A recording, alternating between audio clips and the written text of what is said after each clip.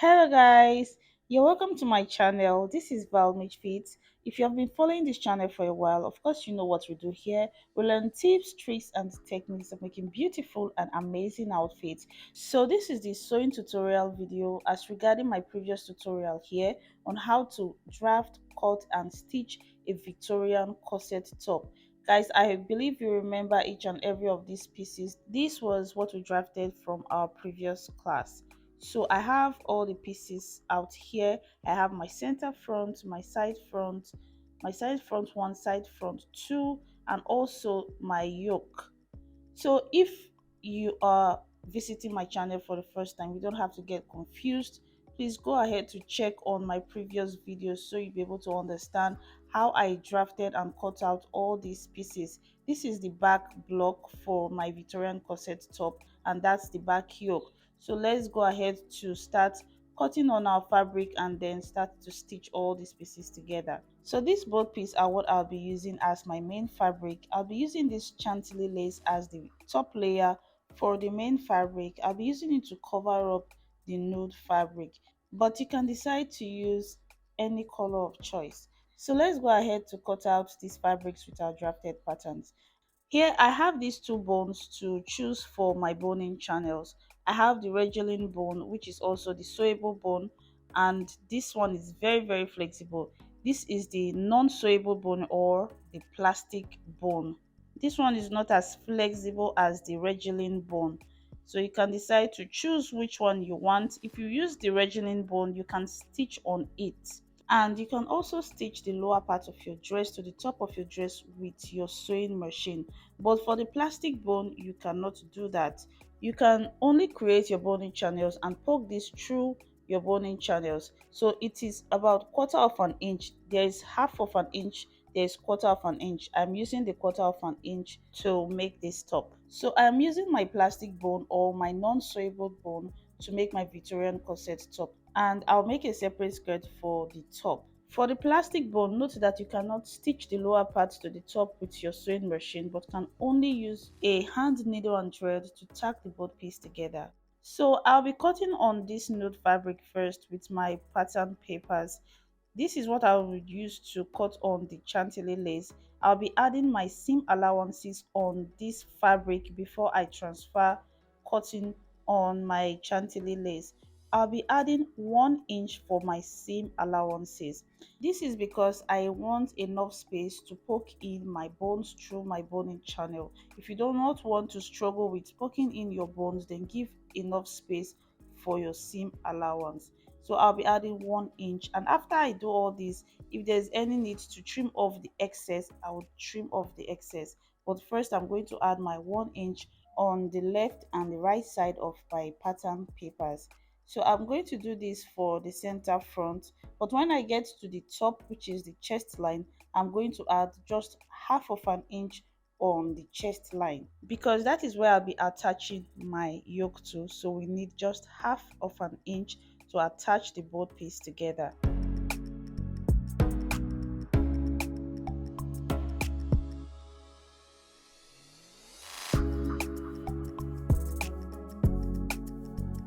So guys, this is what it looks like after marking 1 inch on the sides of my pattern papers.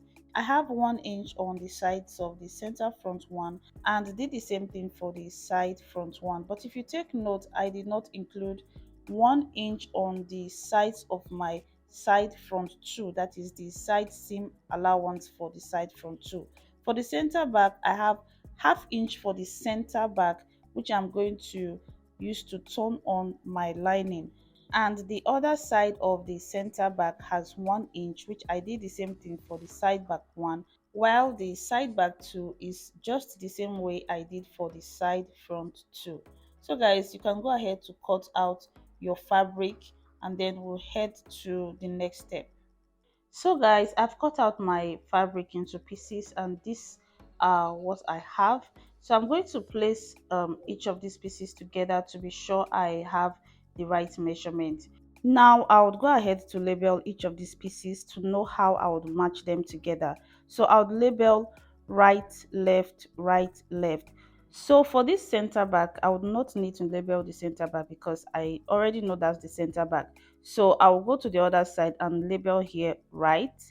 And for the side back one, I would label this first side left.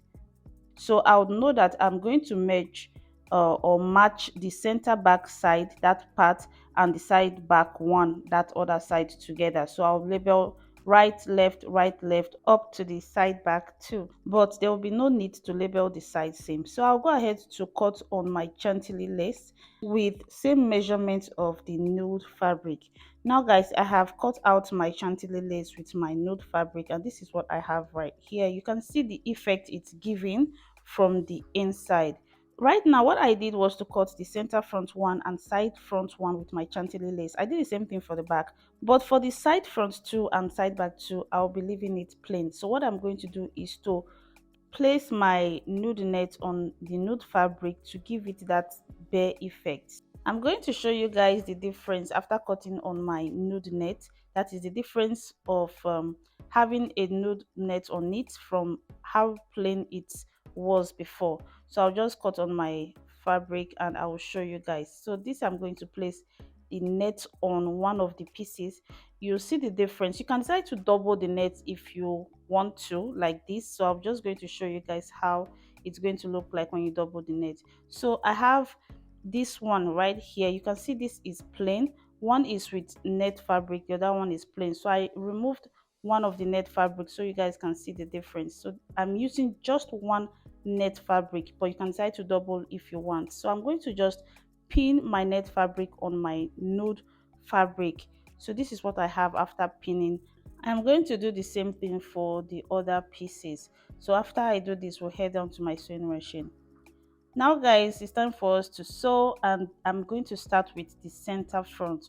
Remember, I gave 1 inch as my seam allowance, and please place this together to start from the same point.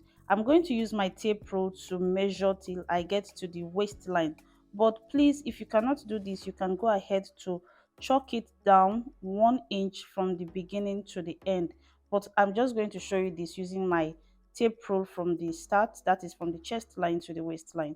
So now this is what I have after sewing. I'm going to open it up for you guys to see. The next thing I'm going to do is to take my nipple to nipple measurement to be sure I stitched with the right measurement. So if I place the side part to this one, it's going to be exact nipple to nipple measurement. But what I did here is using my chalk to measure my 1 inch seam allowance, so it will be very easy for me to stitch instead of using the tape rule from the chest line down to the waistline. So I'm just going to stitch from the waistline, starting from the waistline to the chest line, since I already have my measurement marked out. So guys, I think this will be much more easier for you to do. You just need to take your time to mark out your seam allowance, whether you're using 1 inch or you're using half and quarter or you're using just half inch. If it's just half inch, is actually much easier because it's just half inch. It's easier to just stitch on half inch. So I have stitched the first one, the first side into the center front, and I am going to have to notch the under bust point to help it relax better. So I will stitch the second part before I would notch to show you guys how it's going to look like. Please guys, take note of how I placed the two pieces together. I made sure they start on the same point, that is from the waistline, and see how I'm placing the under bust point together to be on the same point. So when I get to the under bust, once I stitch to the under bust, I'll take up my presser foot and tilt my fabric a bit and put down my presser foot. Then I'll continue to stitch on my 1 inch seam allowance.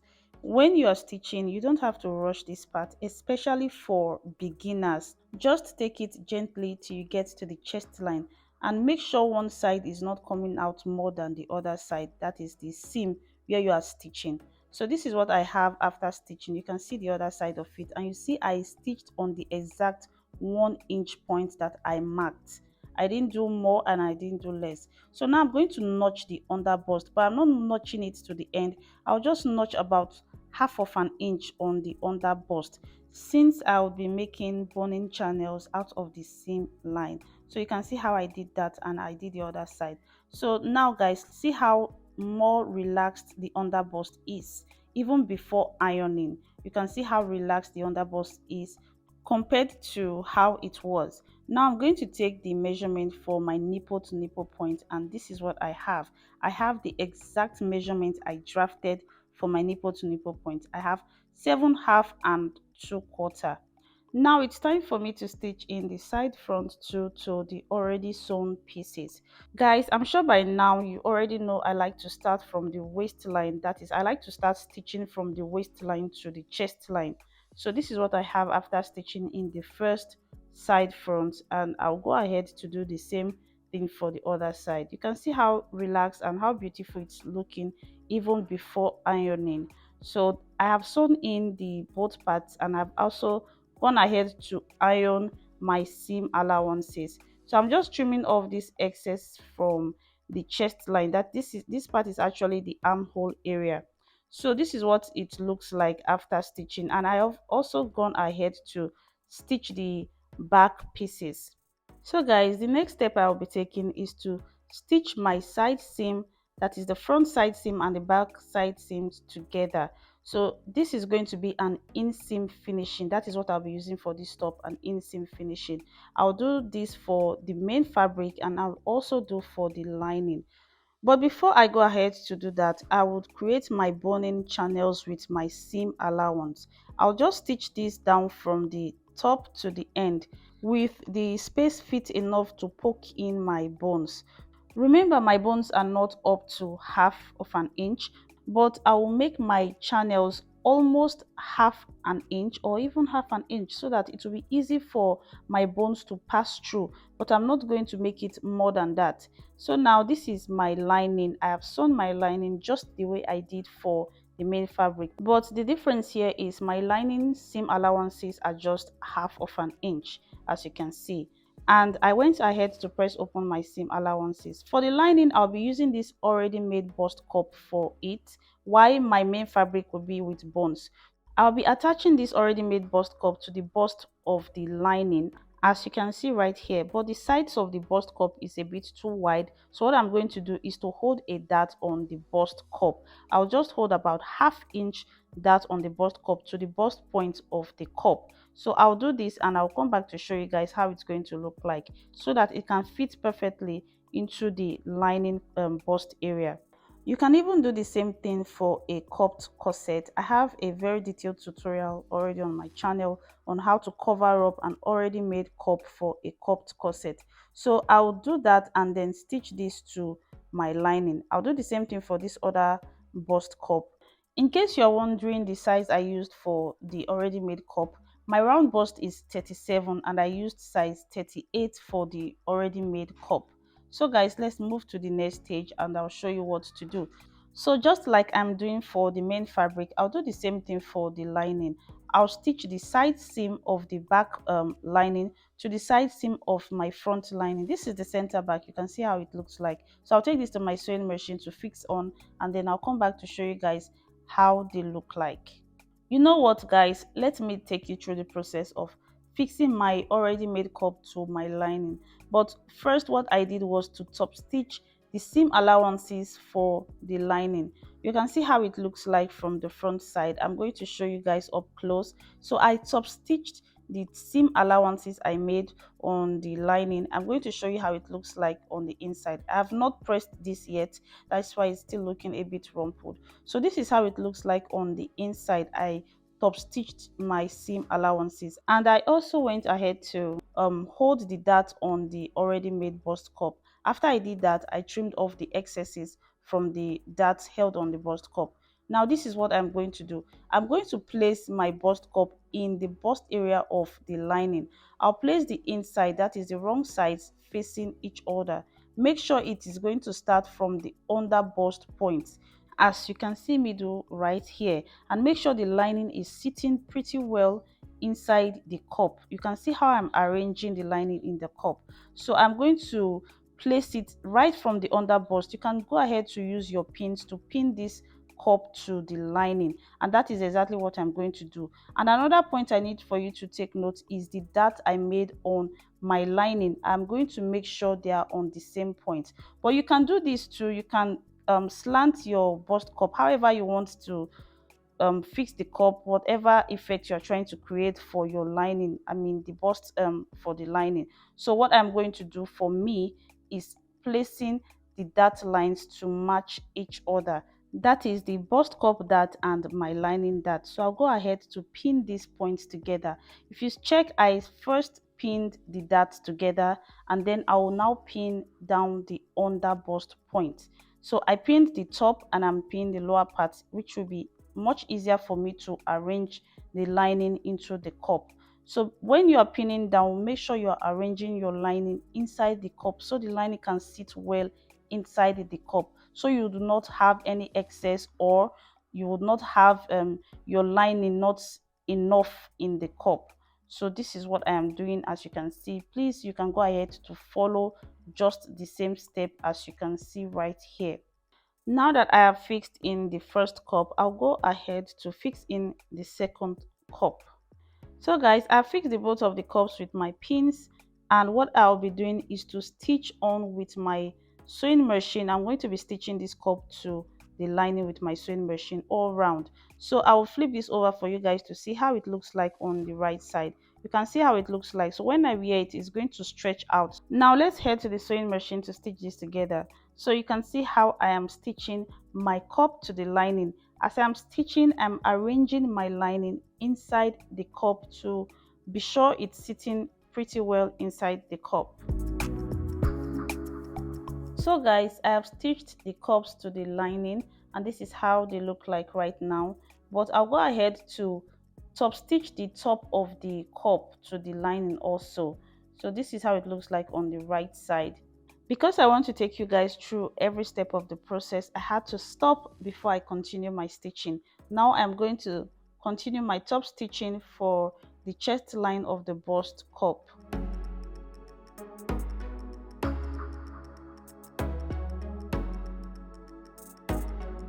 So guys, I am done stitching the bust cups into the lining, and this is how the both of them looks like right now.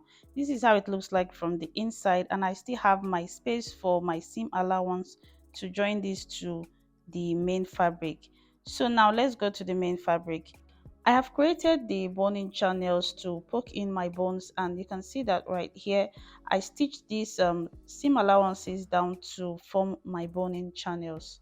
And for the lining, I have also gone ahead to sew the side seams together, as you can see right here.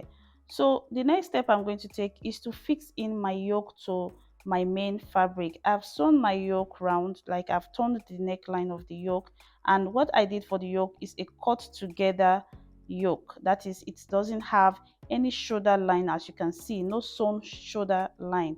I made it a cut together shoulder. So I'm going to fix it on my main fabric. If you do not know how to make a cut together shoulders for your yoke, I'm going to drop a tutorial on my channel for that. So you can see what I did. Just like I drafted for my yoke, I have the extra inch left for the yoke, so you can decide to fix in a zipper or you can do buttons for the yoke. But for me, I'll go ahead to do buttons. At this point, I was not really certain on what to do, if I should make a zipper for it or I should fix in buttons. Guys, I would advise you pin down your yoke before sewing in, so it will be easy for you to do. Now I'll take this to my sewing machine to fix and bring it back to show you guys. So guys, I have fixed my yoke to my main fabric and this is how it looks like. It's looking really beautiful and I'm enjoying every step of it. I hope you are enjoying every step too. Now I'm going to turn the chest line with my lining. I'll start stitching from the center front. You can just pin this down and start from one end to the other, but sometimes I like to start from the center front so it will be easy for me to stitch. But before I do that, I would make sure my darts align. That is the lining dart and the main fabric dart, and also the armhole area. I will make sure the back chest line align with each other. That is the main fabric and the lining. After doing that, I would turn the center back of the lining and the main fabric. You can also do the same thing by turning the lower part of your top with your lining, or you can use a bias to just turn the lower part. So you can make your choice on this one, either using your lining to turn the lower part or use a bias to cover up the rough edge. Right now I am done with turning the chest line. Apart from the armhole area, the next step I'm going to take is to insert my bones into my boning channels.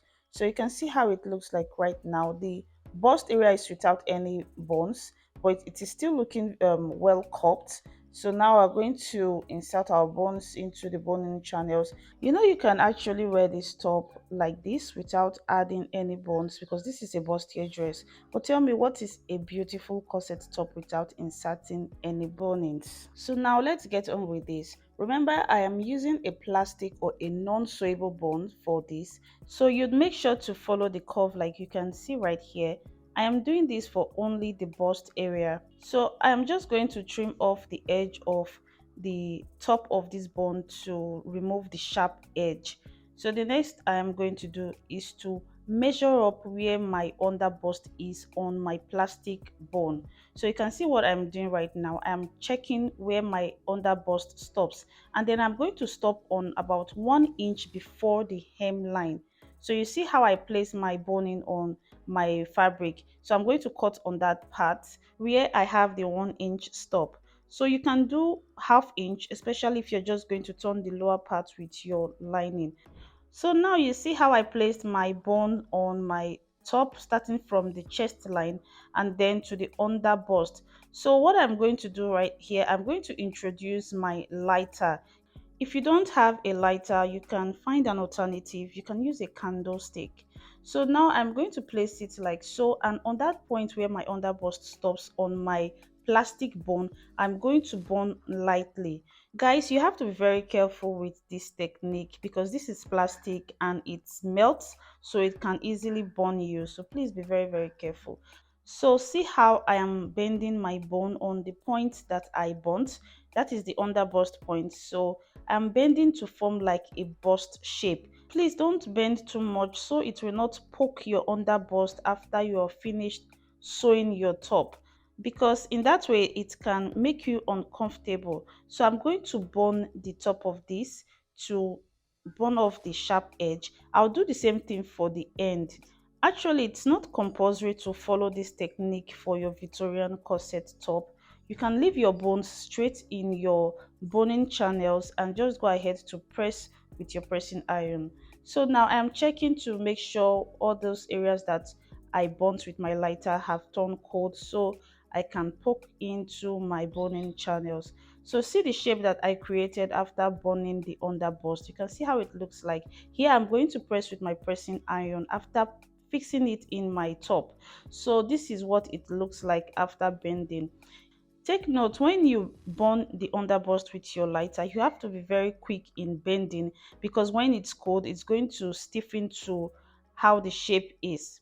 So now I have poked in the first one, that is the first bone, into my top, and this is how it looks like. I'm going to poke in more because I have two boning channels on each of the nipple points, so you can spot the difference from the other bust without bone. See how firm this one is standing from the chest line to the under bust, but the other bust without bone is not standing very firm yet. See how it looks like from the side, standing very firm from the chest line to the under bust. I'm going to press with my pressing iron to keep from the under bust to the waistline flat. Guys, I have just one bone in this bust area, so imagine how it's going to look like after inserting all the bones here complete. It's going to look really fine, trust me. Then for the center front, I followed the curve like I did earlier to fix in my bone to my boning channels. For the other part, I am going to switch it. You can see the shape for this side is different from how the front looks like. So this is what I did. I switched the shape to the other side.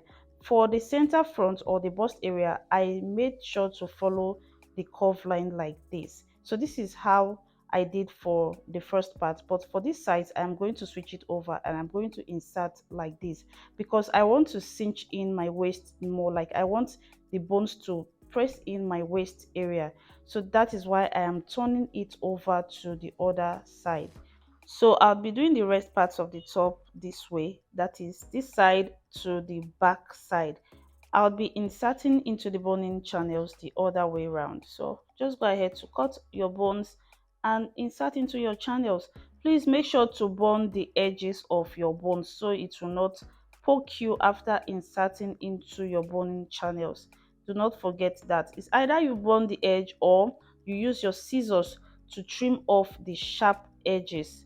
So I'm going to fix this bone into the back boning channel to show you guys how it's going to look like when you do yours the same way.